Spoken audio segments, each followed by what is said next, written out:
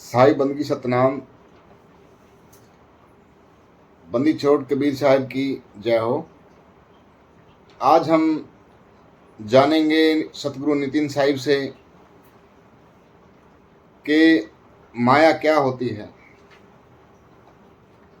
आज उसका भेद बताएंगे नितिन साहिब जी। और एक भेदी गुरु से जब दीक्षा लेके हम अपनी भक्ति स्टार्ट करते हैं तो जो अनुभव होता है वो कैसा अनुभव होता है आज बताएंगे सतगुरु साहब। तो सत्संग को बड़े विवेक से सुने।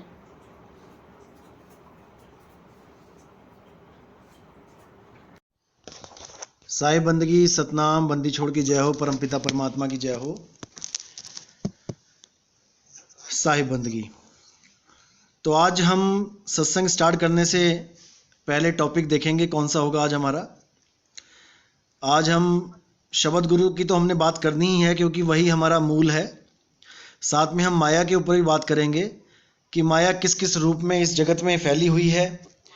और अज्ञानतावश आदमी केवल औरत को माया समझ लेता है कि औरत जात ही माया है। ऐसा बिल्कुल नहीं है भाई। केवल माया औरत ही नहीं है, और भी बहुत कुछ है। आज इसके बारे में डिस्कस करेंगे। जैसा कि आप सबको पता है कि हमारा मेन मुद्दा क्या है। हमारा मुद्दा है शब्द गुरु। शब्द गुरु को प्राप्त करना ही हमारे जीवन का लक्ष्य है, क्योंकि शब्द गुरु की प्राप्ति से ही जन्म और मरण खत्म होता है। भले आप कितनी ही देही गुरु की पूजा करते रहो, कितना ही देही गुरु को परमात्मा मानते रहो, कितना ही देही गुरु से प्रेम करते रहो, लेकिन अगर आपके जीवन में शब्द गुरु नहीं आया तो आपका जीवन अधूरा है, आपकी साधना अधूरी है, आपका लक्ष्य अधूरा है। भले आप 100 गुरु कर लो, देहधारी गुरु आप 100 कर लो, लेकिन अगर शब्द गुरु नहीं आया तो वो मिथ्या है, वो जीरो है, वो करा ना करा बराबर है। तो मेन मुद्दा हमारा है शब्द गुरु। जब तक हमें ऐसा गुरु नहीं मिल गया जो शब्द का भेदी है, जब तक हमें अपनी खोज नहीं रोकनी चाहिए। कितने ही गुरु क्यों ना कर लो जीवन में, मैं कहता हूं गिनती मत करो, बेअंत गुरु कर लो। जितनी दुनिया में इंसान है सबको गुरु धारण कर लो। मुद्दा होना चाहिए शब्द गुरु का। जिसके पास शब्द गुरु है, जिसके पास उसका ज्ञान है, वहां पे टिक जाना चाहिए। परख करो, बिना परख के कभी मत टिको। पूरी परख करो, परख करने के बाद आप टिक जाओ। और केवल वो करो जो गुरुजी ने बताया है। कभी किसी के साथ बहसबाजी में मत पड़ो कि वो क्या है, वो आ है कि पा है कि का है कि खा है। इस चक्कर में कभी मत पड़ो कि वो कोई धुन है या झनकार है या क्या है, उसको भी छोड़ो। जो गुरुजी ने आपको सैन दे दी है उस सैन को पकड़ो। जो वहां पे चीज है वो आपको मिल जाएगी ऑटोमेटिकली। इस चक्कर में मत पड़ो कि वहां पे क्या है, गुरुजी ने क्या बताया है। जो वहां पे चीज है वो ऑटोमेटिकली मिल जाएगी आपको, क्योंकि वो एक ही है, वो दो नहीं है कि आपको वहां पे पहचानना पड़ेगा। जैसे कोई आदमी आपके घर में है और एक कमरे में अकेला बैठा है, तो आपके मम्मी पापा ने कहा कि तुम्हारे रिश्तेदार आए हैं, जाओ मिल लो। तो उसने पूछा कहाँ हैं, तो मम्मी पापा ने कमरे का इशारा कर दिया कि वहां हैं। अब वो भले ये पूछे या ना पूछे कि वो दिखने में कैसा है, वो ऊंचा है, लंबा है, मोटा है, काला है, पीला है, वो भले ना पूछे। अगर वो कमरे के अंदर चला गया लड़का, तो वहां पर जो बैठा है वो उसको स्वयं मिल जाएगा। वो स्वयं पता कर लेगा, वो स्वयं अनुभव कर लेगा कि वहां पे मेरा कौन रिश्तेदार बैठा है। किसी से पूछने की जरूरत नहीं पड़ेगी। कुछ लोग क्या कर देते हैं, गलती से गुरुजी से पूछने लग जाते हैं कि गुरुजी वो आवाज कैसी है, वो धुन कैसी है। उसका केवल संकेत होता है, संकेत मात्र दिया जाता है। अब हारमोनियम की धुन, जिसने कभी हारमोनियम नहीं सुना, वो किसी को पूछे कि हारमोनियम की धुन कैसी होती है, अब वो क्या करे, मुंह से निकाल के बताए क्या हारमोनियम की धुन? मुंह से वो ज्यादा से ज्यादा क्या कर सकता है? वो ऐसे ही बोल सकता है कि आ ए, ऐसे आवाज निकाल सकता है हारमोनियम की। लेकिन क्या उसके मुंह से आवाज निकालने पर क्या वो हारमोनियम की आवाज बन गई? क्या वो मुंह से जो आवाज निकाली है क्या वो हारमोनियम की ही आवाज है? नहीं। इसी प्रकार कबीर साहब कहते हैं कि वो झनकार, उसको झनकार का रूप दे दिया कि वो एक अखंड नाद है। कहीं उन्होंने बोला कि एक समय गुरु बंसी बजाई कालंदरी के तीर, संतों ने बोला, उसको बंसी का रूप दे दिया। अब कोई बांसुरी को पकड़ के बैठ जाए कि नहीं वो तो बांसुरी है, हमारे गुरुजी ने तो बांसुरी बताई है, तो वो बांसुरी भी नहीं है। कोई कहता है कि वो वीणा और मुरचंग की आवाज है, तो भैया वो वीणा और मुरचंग की आवाज भी नहीं है। वो तो खुद जब अनुभव करोगे वो तब समझ में आएगा वो कैसी आवाज है। उसके जैसी आवाज इस तीन लोक में नहीं है। उसके जैसी आवाज इस तीन लोक में नहीं है। उसका केवल संकेत दिया जा सकता है कि वो ऐसी है, लेकिन असली चीज आपको तभी पता लगेगी जब आप उसको प्राप्त करोगे। नहीं तो बहस करते हुए सारी उम्र निकल जाएगी। तो इसीलिए कबीर साहब ने बार बार इशारा किया, गरीबदास जी ने भी कहा कि कोई हैरे परले पार का और जो भेद कहे झनकार का। अब कुछ लोग कहते हैं हमारे मदन पंथ में तो झनकार की बात ही नहीं करी किसी संत ने, आप तो गलत ज्ञान दे रहे हो, ऐसे बोलते हैं कई। तो उनको बोलो जवाहिर पति की वाणी पढ़ लो, रुन झुन सार शब्द झनकारा और पावेगा कोई संत प्यारा। ये जवाहिर पति साहिब की वाणी है, जो हमारा बीरापुर गद्दी जिन्होंने नींव रखी है वहां पे, उस गद्दी की नींव रखने वाले संत बोल रहे हैं ये वाणी कि रुन झुन सार शब्द झनकारा और पावेगा कोई संत प्यारा। तो ये झनकार एक कोड है, ये आ अक्षर एक कोड है। कोई भी गुरु भेद बताता है वो कोड है।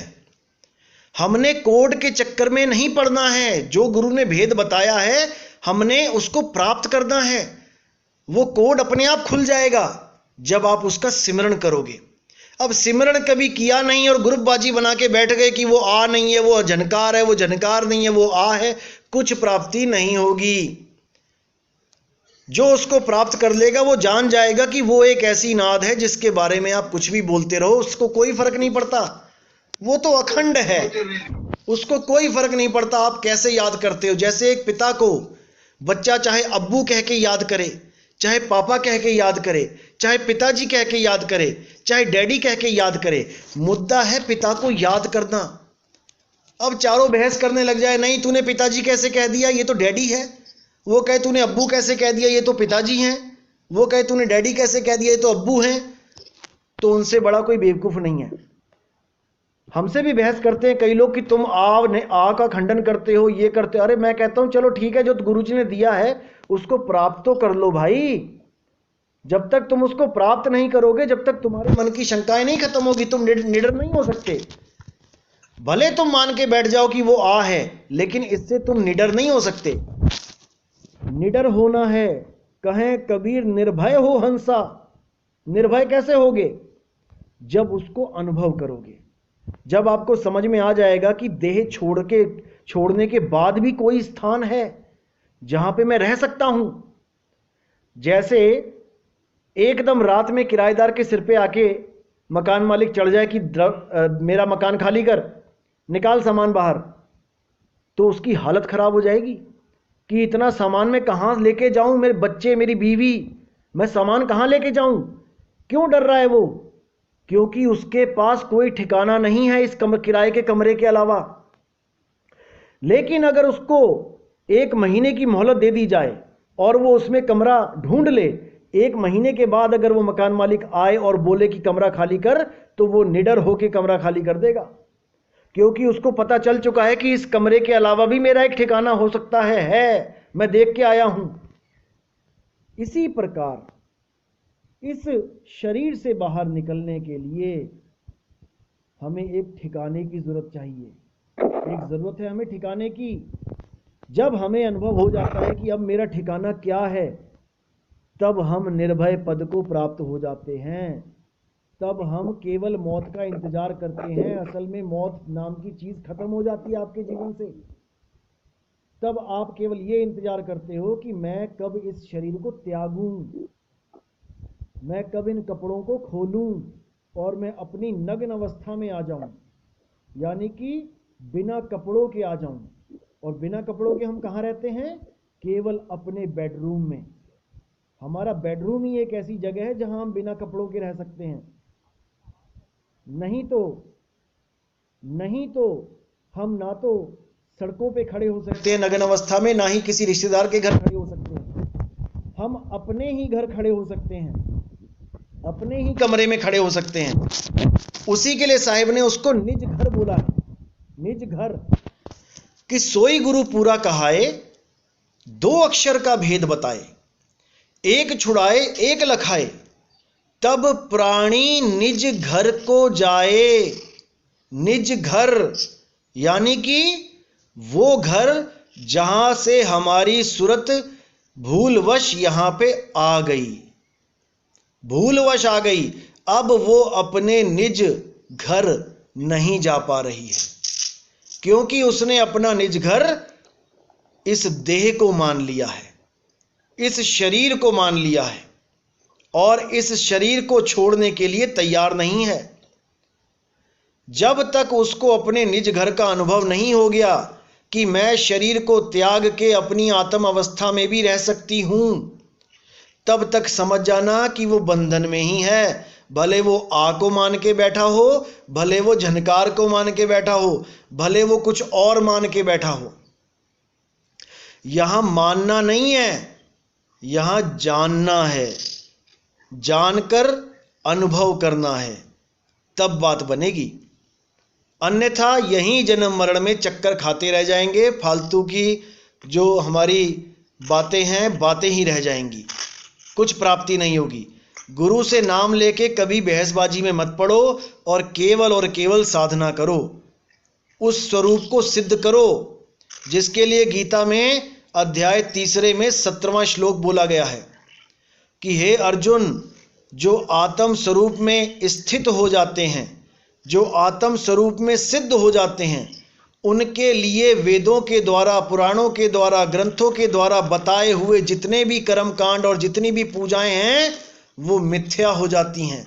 उनका कोई फर्ज नहीं रहता, कोई कर्ज नहीं रहता उन पर। किसी देवी देवता का कर्ज नहीं रह जाता, किसी काल भगवान का कर्ज नहीं रह जाता। वो सारे कर्जों से मुक्त हो जाता है जो भी आत्म अवस्था को प्राप्त कर लेता है। और उसी के आगे 18वें श्लोक में बताया कि जो आत्म अवस्था को प्राप्त कर लेता है वो किसी भी जीव के भरोसे नहीं रहता, वो अपने आप में स्वरूप सिद्ध हो जाता है। उसे किसी की जरूरत नहीं है, कोई उसकी मदद करने भले ना आए, उसको कोई फर्क नहीं पड़ता। उसका शब्द गुरु, उसका आत्म स्वरूप उसके साथ है। तो सारी कहानी आत्म स्वरूप की है। जब तक आपने आत्म स्वरूप नहीं जाना, जब तक मेरे भाई बात नहीं बनेगी। और आत्म स्वरूप को प्राप्त करने के लिए हमने पूरी लगन से गुरु के पास जाना है, गुरु से दीक्षा लेनी है और उस पे अमल करना है। आत्म स्वरूप प्राप्त करने में सबसे बड़ी रुकावट क्या है? वो है माया। अब ये माया कोई एक स्त्री नहीं है कि कोई औरत को माया बोल दे कि केवल एक औरत ही माया है, ऐसा बिल्कुल नहीं है। आदमी के लिए औरत माया है और औरत के लिए आदमी माया है। बहुत गहराई से समझना इसको। आदमी के लिए औरत माया है और औरत के लिए आदमी माया है। आदमी के मन पे औरत राज करती है, औरत के मन पे आदमी राज करता है। तो माया का क्या मतलब है कि माया माया सब कहे और माया चीने ना कोय, और जो मन से ना उतरे माया कहिए सोए। जो भी चीज आपके मन के ऊपर बैठ गई है, चिपक गई है, आप उसको छोड़ नहीं पा रहे हो, वही माया है, वही माया है। तो माया के कितने रूप बताए गए हैं? 3 रूप। पहले भी बताए थे मैंने, माया, ममता, मोहिनी। इसी 3 रूप में इसको त्रिगुण बोलते हैं। माया महा ठगिनी हम जानी, त्रिगुण रूप लिए कर डोले। और बोले माधुरी वाणी, माया महाठगनी हम जाने। कि 3 रूप में वो माया सबको ठग रही है और हर आदमी, हर जीव उस माया के द्वारा ठगा जा रहा है। कौन कौन से रूप बताए माया के इस वचन में? कहते केशव के कमला होए बैठी और शिव के भवन भवानी, पंडा के मूरत होए बैठी तीरथ में भई पानी। केशव के कमला होए बैठी यानी विष्णु जी के पास लक्ष्मी रूप बना के बैठी है, और शिव के भवन भवानी, शिव जी के पास पार्वती का रूप बना के बैठी है। पंडा के मूरत होए बैठी, पंडित जी के पास मूर्ति बन के बैठी है। पूरा दिन पंडित जी मूर्ति में ही लगे रहते हैं, मन से उतर नहीं रही है। और तीरथ में भई पानी, जब किसी तीर्थ में जाते हो तो वहां पे पानी बन के बैठी है। उस पानी में देखो कितने लोग नहा रहे हैं। आगे कहते हैं माया महाठगिनी हम जानी। योगी के योगिन होए बैठी, जो लोग योगी हैं उनके यहां योगिन होके बैठी हुई है, यानी उनकी जितनी क्रियाएं होती हैं, ये कुंडलिनी जागरण करना या फिर रेचक कुंभक पूरक करना या 5 मुद्राएं करना, चांचरी भूचरी खेचरी अगोचरी उन्मुनी, ये सब माया ही है, इनके मन से उतर नहीं रही है। योगी के योगन होए बैठी राजा के घर रानी, राजा के घर रानी होके बैठी हुई है। काहू के हीरा बन बैठी और काहू कौड़ी कानी, किसी के यहां हीरा बन के बैठी है, किसी के यहां कौड़ी बन के बैठी है। भिखारी के लिए माया क्या है? वो 1-1 रुपए के सिक्के माया है उसके लिए, वो 1-1 रुपए के लिए भटकता फिर रहा है। और कोई 1-1 रुपए को बिल्कुल भी तवज्जो नहीं देता है, वो कहीं भी फेंक सकता है 1-1 रुपए के नोट। वो उसके लिए कहां बैठी है? हीरे में, उसका मन हीरे में फंसा है, मोटी माया में, ज्यादा चाहिए उसको। तो कहते हैं ब्रह्मा के भगतन के भगतिन होए बैठी और ब्रह्मा के ब्रह्माणी, जो भगत लोग होते हैं उनके भगतिन बन के बैठी है और ब्रह्मा के घर में ब्रह्माणी बन के बैठी है। तो कहां बचेंगे भाई? माया महाठगिनी हम जानी। फिर कहते हैं कहें कबीर सुनो भाई संतों, ये सब अकथ कहानी माया महाठगिनी हम जानी। कि ये अकथ कहानी है, इस माया को कोई कथ नहीं पाया आज तक। पता नहीं किस रूप में कब किसको कहां फंसा ले, कोई नहीं जानता। केवल लेडीज से ही परहेज नहीं करना है कि कोई कहे कि माया लेडीज ही होती है। अरे भाई, जब ज्ञान में आ जाते हो, जब आत्म ज्ञान में आ जाते हो, तो ना तो कोई लेडीज रहती है और ना कोई जेंट्स रहता है, दोनों ही आत्म स्वरूप में आ जाते हैं।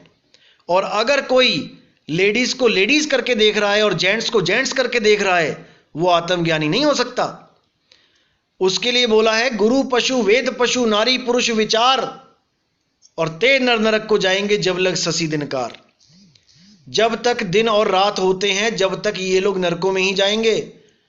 जो माया को लेडीज मान के बैठे हैं, औरत मान के बैठे हैं केवल कि यही माया का रूप है। अरे तुम भी तो माया के ही अंग हो, तुम भी तो मां से ही आए हो, मां का ही तो चमड़ा है तुम्हारे अंदर। भाई, पिता का बिंद और मां का रज, तुम में कहां से अलग क्या आ गया? तुम कैसे हो गए अलग?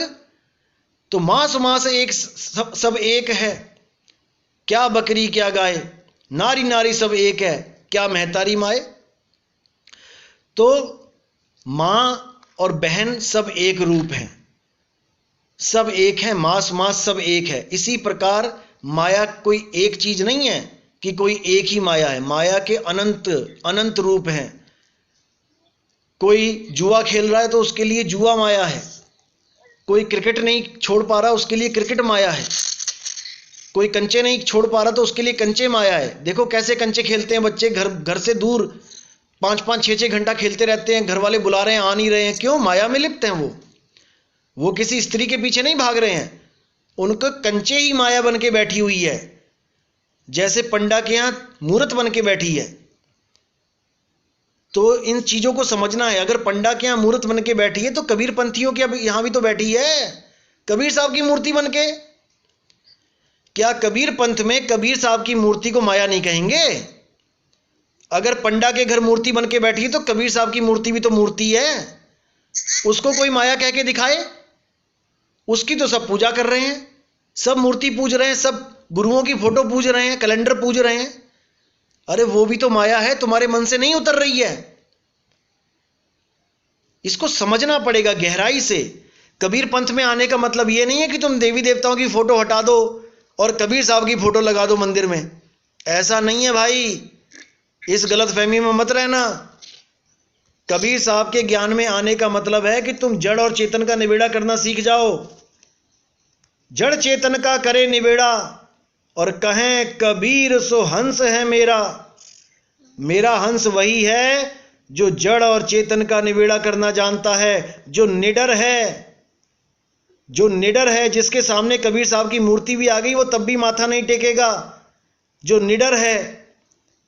हाँ, कई बार ऐसे माहौल हो जाता है, जैसे कबीर जयंती में आप जाते हो कहीं पे, कोई धानक समाज है, कोई जुलाहा समाज है, वहां पर एक मर्यादा के लिए आपको लोगों के साथ खड़े होना पड़ जाता है। आपको कोई वहां पर कोई अगरबत्ती लगानी पड़ जाती है, वहां पे कोई टीका लगाना पड़ जाता है, वो भी केवल इसलिए क्योंकि वो समाज ये चाहता है। तो आप मजबूरीवश अगर आप करते हो तो आपको अज्ञानी नहीं कहा जा सकता, क्योंकि आपको पता है ज्ञान क्या है। आपको पता है कि जो मैं कर रहा हूं वो केवल ABCD है। इन लोगों को टिकाने के लिए, इन लोगों को समझाने के लिए मुझे ये करना पड़ेगा, एक आदर मान करना पड़ेगा, ताकि ये मेरी बातें सुने। क्योंकि मैं भी कबीर पंथ में, मैंने जब प्रचार शुरू किया आज से 10 साल पहले, तो मैंने सबसे पहला काम क्या किया, मैं जिस भी स्टेशन पे उतरता था वहां पे मैं किसी रिक्शे वाले को पकड़ता था और उससे यही पूछता था कि भाई जुलाहा समाज या फिर हरिजन समाज या फिर जो वाल्मीकि समाज, ये लोग कहाँ रहते हैं, मुझे वहां ले चलो। मैं सबसे पहले इन लोगों के पास गया, जिसको आप लोग कहते हैं कि शूद्र। मैं सबसे पहले शूद्रों के ही पास गया, क्योंकि मेरी बात को समझना ऊंची जात वालों के बस की बात नहीं थी। सबसे पहले मैं उन लोगों के पास गया जिन लोगों को लोग पसंद ही नहीं करते हैं। कोई घर बुलाना पसंद नहीं करता, कोई पानी पिलाना पसंद नहीं करता। मैंने वहां पे सत्य कबीर का डंका बजाया और वहां पर बहुत अच्छी संगत बनाई, क्योंकि वो लोग इन पाखंडों से दूर थे, ये जात पात बिरादरियों से दूर थे, वो सत्य के खोजी थे। मैंने देखा कि रविदास महाराज के शिष्य, वाल्मीकि जी के शिष्य, धानक समाज वाले, ये इतना प्यारा सत्संग करते हैं। कभी आपको मौका मिले इनके सत्संग में जाने का, आप ना कसम से आप निहाल हो जाओगे। ये लोग इतनी प्यारी वाणियां बोलते हैं और इतनी सुंदर वाणियां बोलते हैं। तो जब मैं इनके पास गया तो जब इन्होंने वाणियां बोली तो मैं कसम से मेरा रोने वाला हाल हो गया। अब मैं ये सोचूं कि देखो कितनी मरम की वाणियां बोल रहे हैं, लेकिन इनको इन वाणियों के अर्थ नहीं पता है। इतना आसान हो गया मेरा काम जब मैंने इनकी वाणियां सुनी, और मैंने कुछ नहीं किया, मैंने केवल इन वाणियों को खोलना शुरू किया।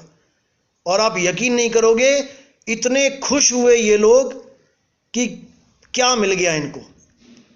इन्होंने बताया जी जन्म जन्म क्या बोलूं, बुढ़ापा आ गया, दादे परदादे चले गए ये वाणियां गाते, लेकिन आज तक इन वाणियों को खोलने वाला कोई नहीं मिला था। तो हमारी जो संगत शुरू हुई वो नीची जात वालों से शुरू हुई, हरिजनों से शुरू हुई। और जब हरिजनों से शुरू हुई तो सत्संग जब होने लगे और प्रचार बढ़ने लगा, तब धीरे धीरे धीरे धीरे ऊंची जात वालों को भी ये समझ में आने लगा। मैं तो हैरान हूं, कबीर सागर में भी इसके बारे में लिखा हुआ है कि पहले कोली चमार के घर जाके जगाना है और बाद में राज दरबार में जाना है। हद हो गई ये तो। तो गुरु की दया होती है, देखो गुरु की दया होती है। ये आज वही लोग 20-20 साल पुराने जो अपने गुरुओं के पास, अधूरे गुरुओं के पास बैठे थे और ऊंची ऊंची वाणियां गाते थे, जब उन्हें उन वाणियों के अर्थ पता लगे तो पैरों से जमीन निकल गई और अपने गुरुओं से सवाल जवाब होने लगे। तब उनके गुरुओं ने भी कह दिया कि भैया ये ज्ञान हमारे पास नहीं है, आपको आगे का ज्ञान मिलता है तो आप जा सकते हो। धन्य है वो गुरु लोग जिन्होंने इतनी बड़ी बात करी। और देखते देखते काफी अच्छी संगत जुड़ने लगी।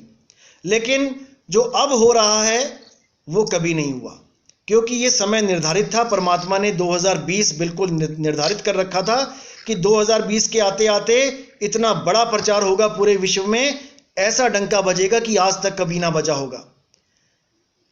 कबीर मंसूर में भी इसका पूरा जिक्र है, मैं सत्संग में पूरा बताऊंगा आपको। लेकिन याद रखना, जहां सत्य का डंका बजता है वहां पर विरोधी बहुत हो जाते हैं। मेरे खिलाफ बहुत लोग आएंगे, बाहर के छोड़ो, हमारे पंथ के ही लोग मेरे खिलाफ खड़े हो जाएंगे, मुझे पूरा पता है। और मैं उन चीज़ों के लिए भी तैयार हूं, मैं उन परिस्थितियों के लिए भी तैयार हूं, क्योंकि मेरा उद्देश्य जीवन का एक ही रहा है कि कैसे भी जीव को जगाना है। मेरे जीवन का कभी ये उद्देश्य नहीं रहा कि मैं गुरु बन जाऊं या मैं कोई महान आदमी बन जाऊं, ऐसी आत्मा, महान आत्मा बन जाऊं, ऐसा मेरा कभी कोई ऐसी शंका मंशा कभी नहीं रही। मैं तो ट्रेनों में चलने वाला इंसान हूं, आज 10 साल हो गए मुझे, जनरल के डब्बों में ही चलता हूं मैं, ऐसा कुछ नहीं है।